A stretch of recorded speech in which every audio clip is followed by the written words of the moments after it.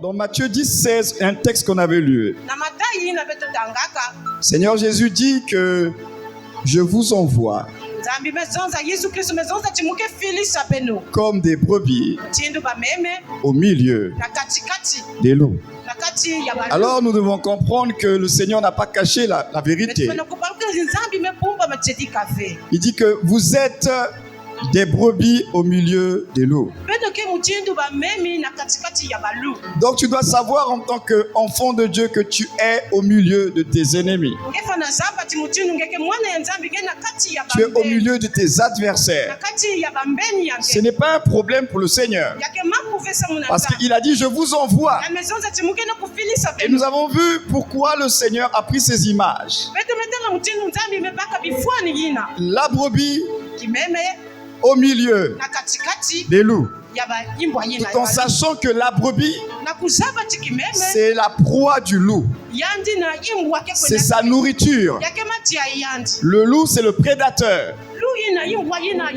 Et le Seigneur dit à sa brebis, je t'envoie au milieu de tes ennemis. Il leur dit, soyez prudents et simples. Tout simplement parce que il veut que nous ne perdions pas la conscience que ce n'est pas par nos efforts que nous tiendrons dans la vie. Parce que il n'y a pas de rapport de force entre une brebis et un loup. Naturellement parlant, la brebis, elle est mangeable. Elle ne tient pas dans le combat avec un loup. Maintenant, le Seigneur dit que vous êtes des brebis. Or, la brebis est un être fragile, faible, qui a besoin de sécurité et de protection, qui ne sait pas vraiment se défendre. Et Dieu dit que vous êtes comme la brebis. Donc, vous êtes des êtres où vous devez prendre conscience que nous sommes des pauvres en esprit. Nous n'avons aucune force, aucune capacité propre à nous tenir dans l'adversité. Parce que quelquefois l'orgueil et l'arrogance nous poussent à penser qu'on va s'en sortir tout seul. Alors que le Seigneur, au final, qu'est-ce qu'il veut? Il veut que nous puissions toujours être dépendants de lui. Dieu cherche à ce que nous comprenions que nous sommes les sarments et qu'il est le cep de vie. Et qu'en réalité, notre vie, c'est la vie du cep. Notre force, c'est la force du Seigneur. Et que si tu es déconnecté de Dieu, tu es mort. Donc, le fait qu'ils prennent cette image forte, c'est pour que tu n'oublies pas que tu n'y arriveras pas par toi-même. Et n'essaie surtout pas de compter sur tes acquis. Parce que même ce que tu penses être un acquis, c'est Dieu qui te donne cela par grâce. Donc, d'abord, il te fait comprendre que tu dois dépendre de lui. Et secondo, il dit au milieu des loups. Pourquoi il veut que la brebis n'oublie pas et qu'elle prenne conscience que l'environnement dans lequel elle se trouve, c'est un environnement d'insécurité. Alors la question est, pourquoi Dieu veut que l'on sache qu'il y a de l'insécurité? Parce que quand une brebis est dans un territoire de loup, je peux vous assurer qu'elle n'est pas en sécurité. Hein? Ça cultive la peur, la crainte. Et ça l'oblige à faire attention. Alors le Seigneur permet à ce que nous puissions comprendre cette vérité. Pourquoi? Parce qu'on vit dans un monde, il y a tellement de distractions où Dieu veut qu'on apprenne à faire attention. Le fait de savoir qu'il y a un danger quelque part, normalement, ça doit régler nos comportements. Quand tu sais qu'il y a un danger quelque part, tu dois apprendre à faire attention. Donc, il ne faut pas que les chrétiens vivent dans un monde comme si tout était beau, tout le monde sont gentils avec nous. Le Seigneur dit, vous devez apprendre à faire attention. La foi n'exclut pas la vigilance. La foi n'exclut pas la prudence. Le chrétien a la foi, mais il doit être prudent. Le chrétien, il a la foi, mais il doit être vigilant. C'est pourquoi il leur a dit, soyez prudents, comme des serpents. Donc c'est pour dire que on est dans un monde, il y a des réalités spirituelles.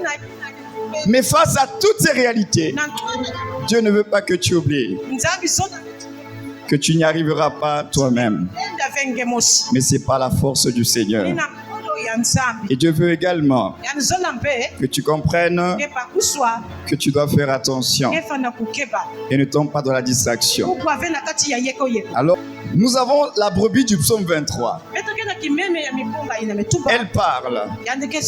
Et cette brebis, elle parle. Elle dit, l'Éternel est mon berger. Je ne manquerai de rien. Alors nous connaissons tous ce psaume. Maintenant au verset 4 là. La même brebis dit ceci. Il dit, quand je marche dans la vallée de l'homme de la mort, donc je marcherai dans cette vallée-là. Je passerai dans cette vallée-là. Mais gloire soit rendue à Dieu parce qu'on a dit que c'est la vallée de l'ombre de la mort. Pas de la mort, mais de l'ombre de la mort. Alors, quel que soit, on a des situations, on a l'impression qu'on va mourir alors que ce n'est que l'ombre. Et l'ennemi quelquefois veut nous faire croire que c'est terminé alors que ce n'est que l'ombre. Alors, elle dit cette brebis, quand je marche dans la vallée de l'ombre de la mort, cette brebis dit qu'elle ne craint aucun mal. Pourquoi cette brebis qui marche dans la vallée de l'ombre de la mort, elle dit qu'elle ne craint aucun mal, elle n'a pas peur. Elle dit, je ne crains aucun mal car tu es avec moi. Premièrement, elle est consciente, même dans la vallée de l'ombre de la mort, elle n'est pas seule. Son berger est toujours là. C'est pourquoi lorsqu'il a dit que je vous envoie comme des brebis au milieu de loups, le Seigneur, bien qu'il a dit cela, il reste le bon berger qui continue à surveiller sa brebis. Alors même quand tu marches au milieu de loups, tu ne dois pas perdre de vue que ton berger n'est jamais très loin. Oui, quelquefois tu as l'impression qu'il n'est pas là, parce que tu ne le vois pas. Mais j'aimerais te dire que c'est pas parce que tu ne le vois pas qu'il n'est pas là. Alors il t'envoie au milieu des loups, mais il veut que tu prennes conscience. C'est pourquoi nous parlons des trois alliés dans l'adversité ce matin. La première conscience que tu dois avoir, c'est la conscience de ton berger, de Dieu qui est toujours là. C'est pourquoi Jésus disait dans Matthieu 28, 18 à 20, il dit après avoir dit allez, je vous envoie comme le Père m'a envoyé. Après il a soufflé le Saint-Esprit. Et à la fin du verset 20, il dit voici. Alors il leur donne la mission. Mais à la fin il dit quoi? Voici, je suis avec vous tous les jours jusqu'à la fin du monde. Alors ils sont envoyés en mission. Mais tout en étant dans cette mission, le Seigneur dit que je serai toujours là avec vous. Il faut prendre conscience que on n'est pas seul. Tu n'es pas seul parce que ton berger, ton Seigneur est toujours là. Donc la première conscience, ton premier allié, c'est Dieu lui-même. Dieu lui-même est avec toi. Le Seigneur est avec toi. Et le Saint-Esprit est avec toi. Donc ce sentiment d'être seul, il ne faut pas le laisser en toi. Parce qu'il a dit je suis avec vous jusqu'à la fin du monde.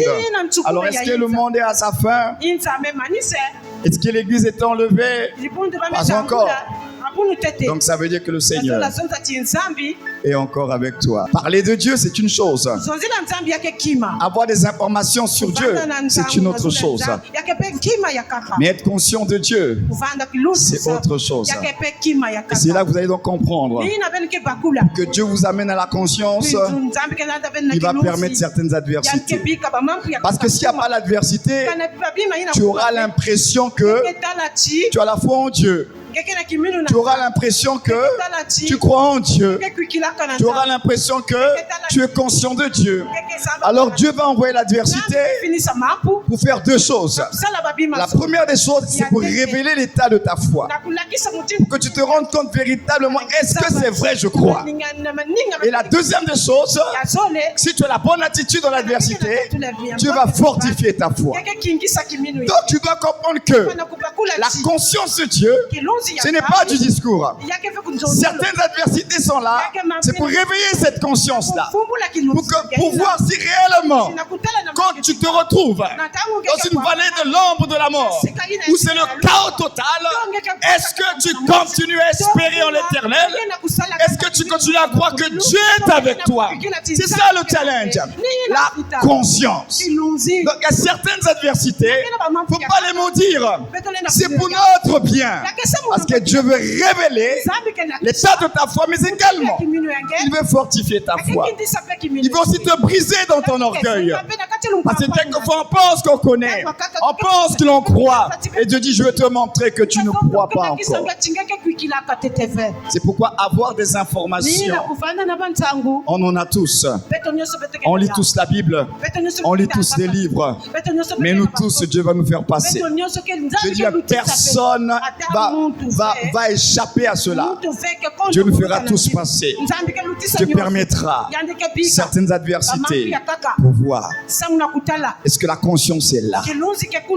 C'est ça le problème. Il y a des personnes qui croient que Dieu dort et habite à l'église. Ce qui fait que lorsqu'ils sont dans un environnement comme ça chrétien, ils ont une certaine attitude, un certain comportement.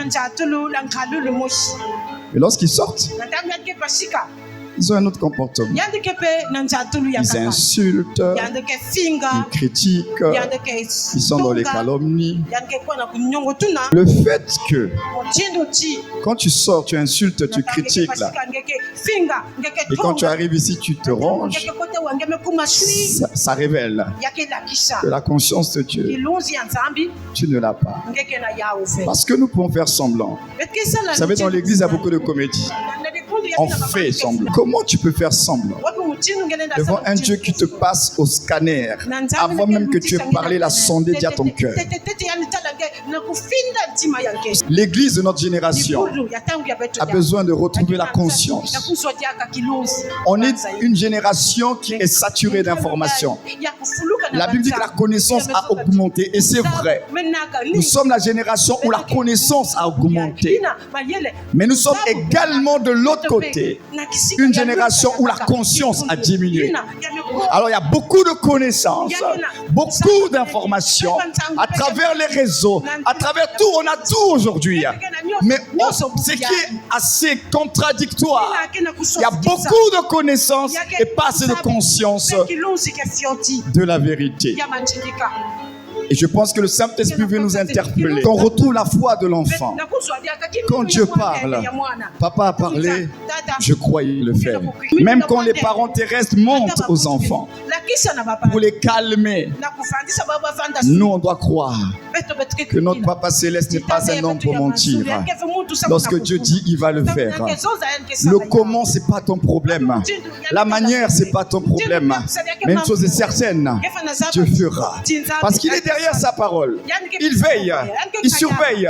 Lui-même, il sait comment il crée les accomplissements. Mais qu'est-ce qu'il attend de toi? Retrouve la foi d'un enfant. Il a dit, il va le faire. Comment ça te regarde pas? Alors quand tu commences à réfléchir, mais ça va se passer comment? Tu mets déjà ta foi en danger. Acceptons la parole de Dieu comme des enfants. Dans la brebis du psaume 23, elle dit qu'elle n'a pas peur parce que son son berger est là. Non seulement son berger est là, mais dis encore, ta houlette et ton bâton. Deux choses. Ta houlette et ton bâton me rassurent.